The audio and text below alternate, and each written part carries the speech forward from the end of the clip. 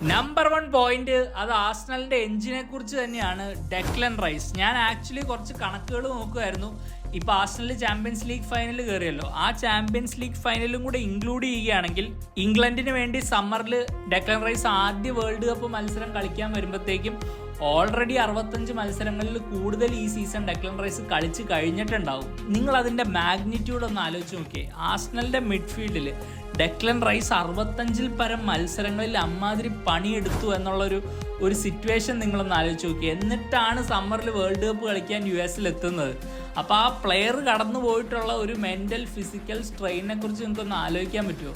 എന്നിട്ടും സീസണിൻ്റെ ഇത്രയും ക്രൂഷ്യൽ ആയിട്ടുള്ളൊരു ഫേസിലും ആ ഒരു ലെവല് ഡ്രോപ്പ് ചെയ്തിട്ടില്ലെന്നുള്ളതാണ് ആ പ്ലെയറിൻ്റെ ഏറ്റവും വലിയ ക്വാളിറ്റി. ഇന്നും ആ മിഡ്ഫീൽഡിൽ അത്ലറ്റിക്കോയ്ക്കെതിരെ കൊണ്ടുവന്ന എനർജി, ബോൾ ക്യാരി ചെയ്യാൻ കാണിച്ച എന്തൂസിയാസം, ഒരു complete box to box player എങ്ങനെ കളിക്കണോ അങ്ങനെ തന്നെ ഡെക്ലൻ റൈസ് കളിച്ചിട്ടുണ്ട്. ഫസ്റ്റ് ലെഗിലും ഒട്ടും മോശമായിരുന്നില്ല, അതുപോലെ തന്നെ പെർഫോം ചെയ്തിട്ടുണ്ട്. നിങ്ങളൊന്ന് ആലോചിച്ച് നോക്കണം, ആ ഫസ്റ്റ് ലെഗിൽ എവേ ഫ്രം ഹോം ആ ഒരു പെർഫോമൻസിന് ശേഷം ഏകദേശം റഫ്ലി 7 ദിവസങ്ങളാണ് കടന്നു പോയിട്ടുള്ളൂ.